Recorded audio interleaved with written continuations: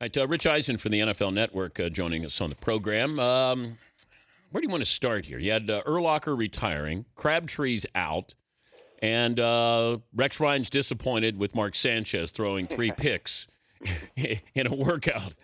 Why isn't this spun around the other way where the Jets defense gets credited for picking off Mark Sanchez 3 times? Well, I guess that's any time Sanchez makes a mistake, I think Rex is going to at least show his teeth in the media.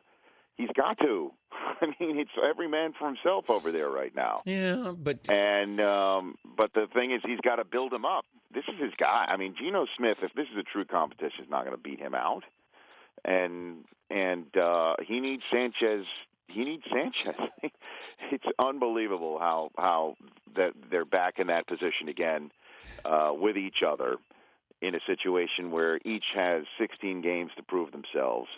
And it could be a completely whole new situation with next year with a coaching staff, which is, again, why it was a head-scratcher to me why you go ahead and choose a quarterback, because if you are going to need a new head coach next year, it's got to be somebody who likes Geno Smith and otherwise might have been the best candidate for the job there.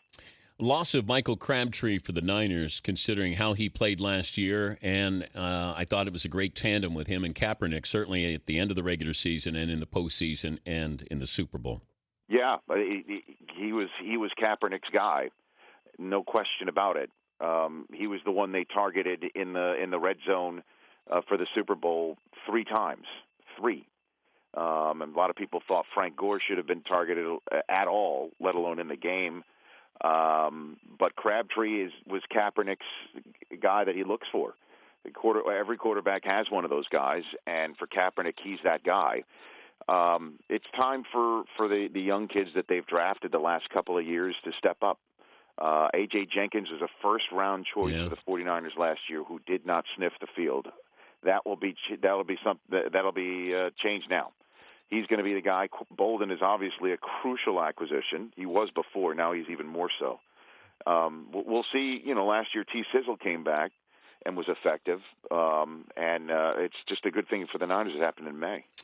Brian Urlacher announces his retirement yesterday, and I guess the question now is Hall of Famer, and then do you go a step further? Is he a first ballot Hall of Famer? I said I don't see first ballot because Ray Lewis will be eligible at the same time, and he's not going in before Ray.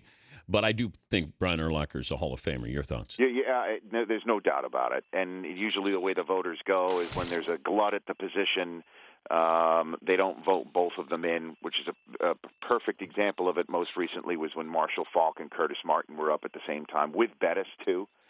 And Marshall went first, and then they put Curtis Martin in the next year. The same thing may happen here, even though I think Urlacher is a first ballot Hall of Famer in my mind. What he did over the span of his 13 years was etch his name in quite the pantheon of the sport, which is the linebacker position in Chicago.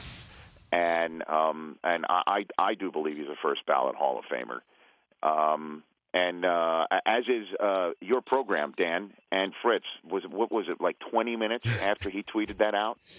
Yeah, I said to Fritzy, see if Brian is around. He just tweeted something about retiring, and Fritzy tracked him down and came on and expounded upon that. So that was great. But you don't need to single out Fritzy. I mean, come on.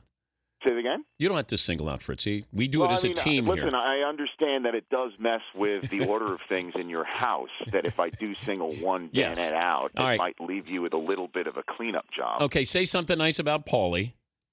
Paulie, his tweet that he just hit Jimmy Traynor with at Sports Illustrated was classic. But you see, now that's too. Are you really on Twitter where you saw that Urlacher tweeted something? Are you the one who's... No, I didn't. Okay. No, Seton did. Seton's always checking Twitter. There you go. Yeah. See, that's your team. And Seton, good job out of you for checking Twitter.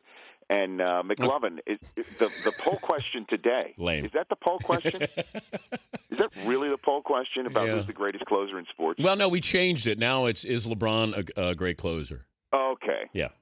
Oh, boy. How about you ask that question after LeBron misses a potential game-winning shot, not after he makes a layup? Yeah.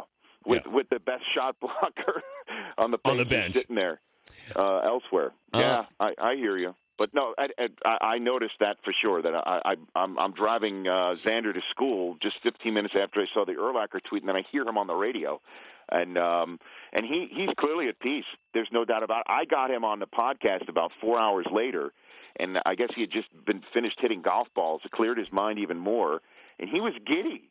I mean, he was relieved and just laughing in a way I've never heard him before. Well, it'll change around September. That late August, your body will say something to you, like I should be getting ready. Then I think it'll set in. Or he sees his teammates out there in a big game. He did say that he might be different. He also echoed something that you said after he hung up with you, which is, he's got 3 kids, 8 and over, and that people say come home and spend time with your kids. He comes home and they're not there. I know. They're all gone doing their own thing. Yeah. Yeah, it sounds great. It sounds great in theory. I'm going home, family. I'll be there, and then you go home, and your family's not hanging around. They're not there. Can you come back for another segment? Of course, Steve. All right. How about that? 2 segments. 2 segments for That's Rich next Eisen. level Yes, stuff. it is. Yes, it is. And we're doing so in May. The month of May, 2 segments with you, Rich. That's impressive. There must be something wrong with the clock. Yeah. Fritzy went a little light on booking guests today. So. See, raise him up and cut him down. That's your management style. Well, he rested on his laurels yesterday getting Brian Urlacher. This morning, he kept saying, yeah, pretty cool. We got Urlacher yesterday. I said, yeah, that's yesterday. Now, today. That's right. What have you done for me lately? Yeah, we did get Frank Vogel in his hotel room. He didn't get LeBron, though. Or Tiger. Or Tiger. Oh, boy. How about Sergio? Did he chase Sergio this week? No, yeah, we tried to get Serge. Yeah. He's hunkered down, I'd imagine. Well, he's playing in a tournament. Yeah, he's playing in a tournament as we speak. But all right, let me take a break here. All right. We'll come back. The 18-game season, expanded playoffs, perhaps, the stadium experience versus the home experience. We'll continue with Rich Eisen from the NFL Network.